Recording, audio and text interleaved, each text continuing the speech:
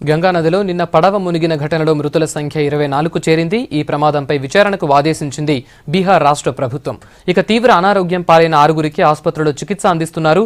మృతుల కుటుంబాలకు పీఎంఓ 2 లక్షలు, రాష్ట్ర ప్రభుత్వం 4 లక్షల రూపాయల పరిహారం ప్రకటించింది.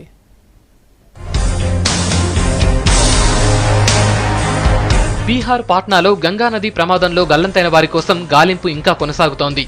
3 ఎన్డీఆర్ఎఫ్ బృందాలు గాలిస్తున్నాయి. ఇప్పటి వరకు 24 మృతదేహాలను బయటకు తీశారు.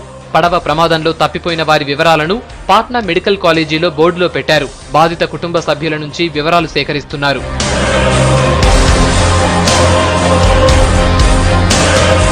రెండు పడవల్లో నది దాటుతుండగా ప్రమాదం జరిగినట్లు తెలిపారు ఎన్డీఆర్ఎఫ్ డీజీ పచండా. ఒక బోటు మునిగిపోతుండగా ప్రయాణికులు మరో బోటెక్కే సమయంలో బోల్తా పడినట్లు తెలిపారు. एक नाव जो के लोगों को ला रही थी वापस, जो गए थे पतंगबाजी के इवेंट को देखने, जब लौट रहे थे तो उनकी नाव कैप्साइज करने लगी। तो पीछे से जो नाव आ रही थी वो वहाँ पहुँची और ये लोग उसमें आ गए और दोनों नावें कैप्साइज हो गई और एनडीआरएफ इमीडिएटली पहुँच गई थी। अभी तक 21 शव मिले हैं और सर्च ऑपरेशन जारी है।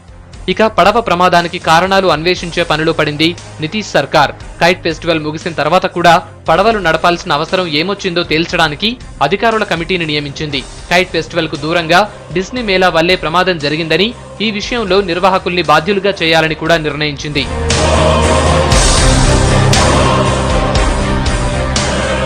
ఇక పడవ ప్రమాదం బాధాకరమన్నారు కేంద్ర మంత్రి రవిశంకర్ ప్రసాద్. గంగానది తీరంలో రద్దీకి తగినట్లు సౌకర్యాలు కల్పించడంలో రాష్ట్ర ప్రభుత్వం విఫలమైందన్నారు. బోట్లు, సిబ్బంది చాలా తక్కువగా ఉండటంతోనే ప్రమాదం జరిగిందన్నారు. इस तरह की दुर्भाग्यपूर्ण घटना हो जाए, बच्चे मर जाए, ये बहुत ही पीड़ा की बात है। कहीं ना कहीं तो चूक हुई है और बड़ी चूक हुई है। नाव कमजोर थी, व्यवस्था कम थी, भीड़ अधिक हो गई, नाव में सुना पानी भर गया, जो भी बातें जो भी है ये बहुत दुर्भाग्यपूर्ण है, बहुत चिंताजनक है। ప్రమాదంపై ప్రధాని నరేంద్ర మోడీ, సీఎం నితీష్ కుమార్, పలువురు మంత్రులు సంతాపం తెలిపారు.